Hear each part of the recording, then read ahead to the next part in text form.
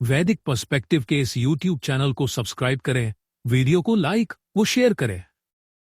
ओम हवयाम्यग्निं प्रथमं स्वस्तये वयामि मित्रा वरुणा विहावसे वयामि रात्रिं जगतो निवेशनीं वयामि देवं सवितारमूर्तये। आह्वान करता हूँ पहले अग्नि का स्वस्ति के लिए, आह्वान करता हूँ मित्र और वरुण का यहाँ रक्षा हेतु, आह्वान करता हूँ रात्रि का जगत का निवेशन करने वाली है, आह्वान करता हूँ देव का सवित्र का रक्षा हेतु। ये ऋग्वेद के प्रथम मंडल का 35वां सूक्त है। लोग क्या करते हैं कि खुद ज्ञानवान होते हैं और कुंडली मारकर बैठ जाते हैं।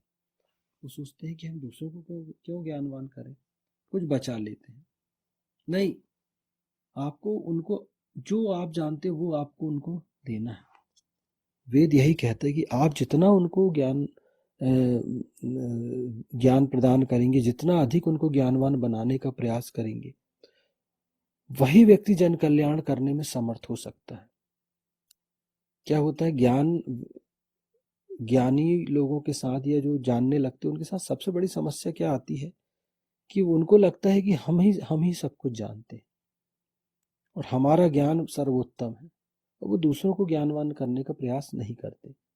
हमको बहुत सारे लोग मिलेंगे हमारे समाज में जो ज्ञानी हैं, जानते हैं, सब जानते हैं, बहुत सारी चीजें जानते हैं, लेकिन बताते ही नहीं लोगों को। उनको क्या लगता है कि हमारा अधिकार, हम तो इतने ज्ञानी हैं। लेकिन बात यह है कि आपका ज्ञानवान होना किस काम का? अगर आप दूसरों को उस ज्ञान से दूसरों को लाभान्वित नहीं कर रहे हो, दूसरों के ज्ञान में वृद्धि नहीं हो रही है, और वो ज्ञान दूसरों का कल्याण नहीं कर पा रहा, जन कल्याण नहीं कर पा रहा, तो आपके उस ज्ञान का कोई महत्व नहीं है। वही है कि बड़ा हुआ सो क्या हुआ, जैसे पेड़ खजूर, पंथी को छाया नहीं, फल लागे अति दूर।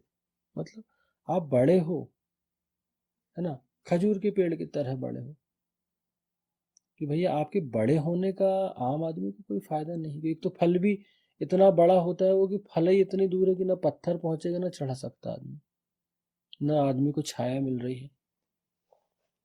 तो ऐसे ज्ञानी होने से, ऐसे बड़े होने से आप कोई मतलब नहीं।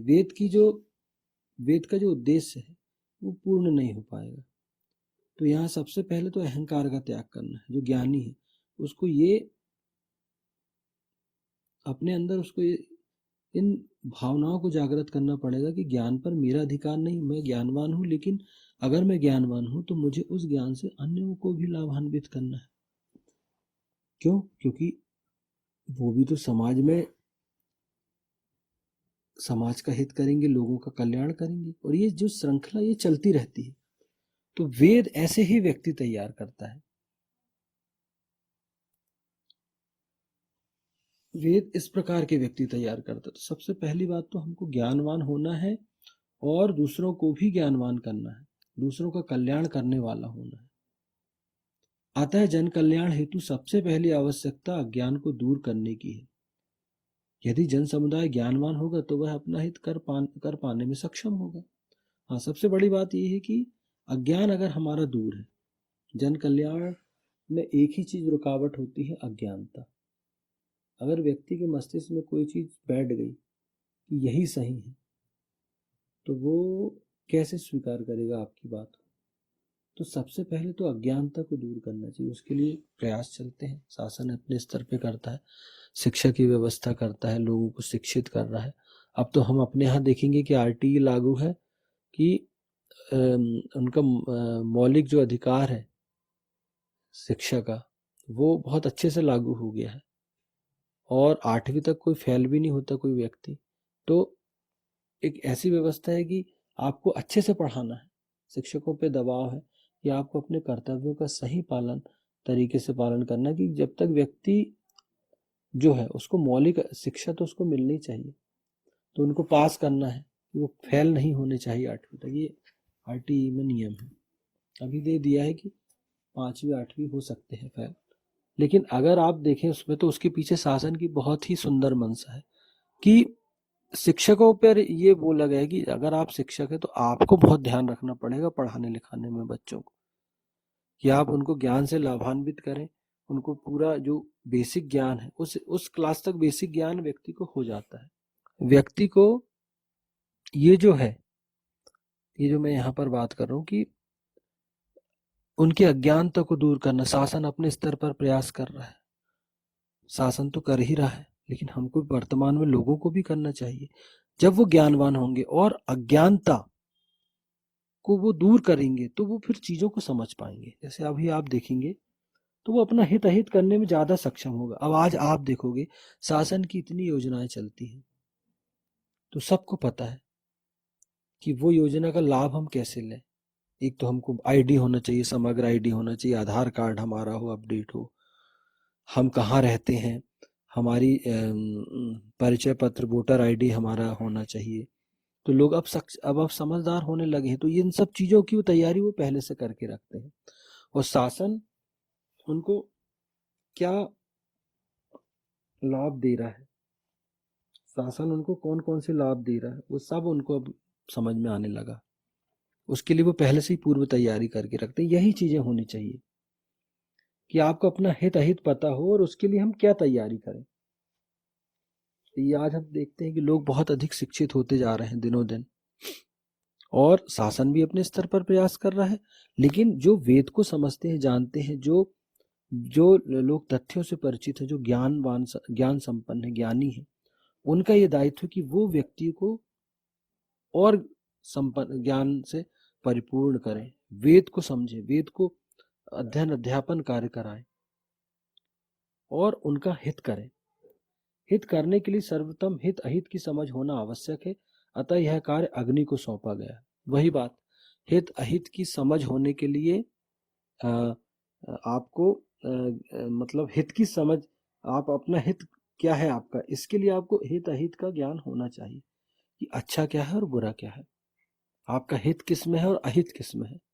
अगर आपको ये नॉलेज हो गया, ये ज्ञान हो गया, तो आप वही करोगे ना जो हित में है आपके। लेकिन क्या होता है, हमको नॉलेज नहीं होता, आम आदमी को बहुत, हम देखते हैं नॉलेज नहीं रहता, तो वो क्या करता है, तात्कालिक स्थिति में उसको जो लगता है कि यार ये मेरे लिए हितकर है, तो वो उस हिसाब से काम करता है। कई बार ये होता है कि आप जो सोच रहे थे वो आपके लिए अहितकर था, लेकिन अब आपको समझाए कौन।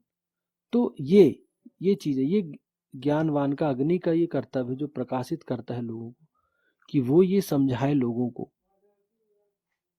वो लोगों को ये समझाए कि आपका हित किस में है, अहित किस में है।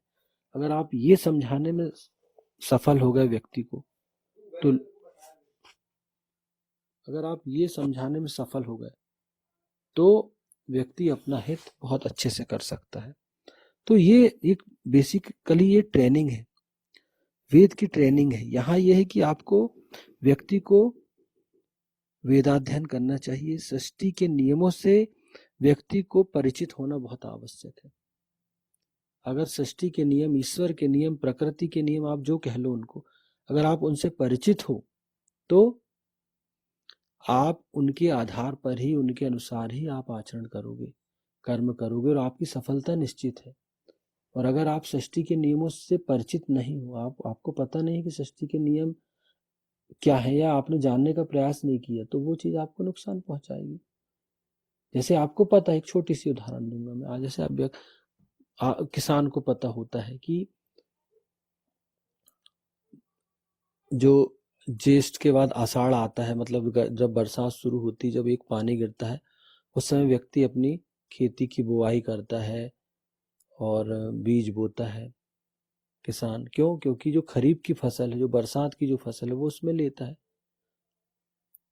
लेकिन अब अगर व्यक्ति उन उन सब चीजों को नजरअंदाज करे और गर्मी में ही बोना शुरू कर दे फसल को, या पानी नहीं गिरा है और वो अपने फसल को बोना शुरू कर दे, तो क्या वो उन सब चीजों के लाभ ले सकता है?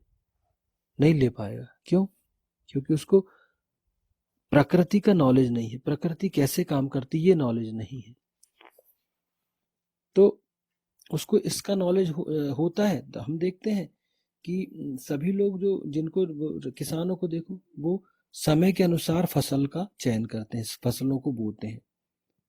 कि जब ठंड का समय आता है, जब दीपावली समाप्त हुई, कटाई शुरू हुई, जब दीपावली आने लगती तो वो रबी की फसल लेता है।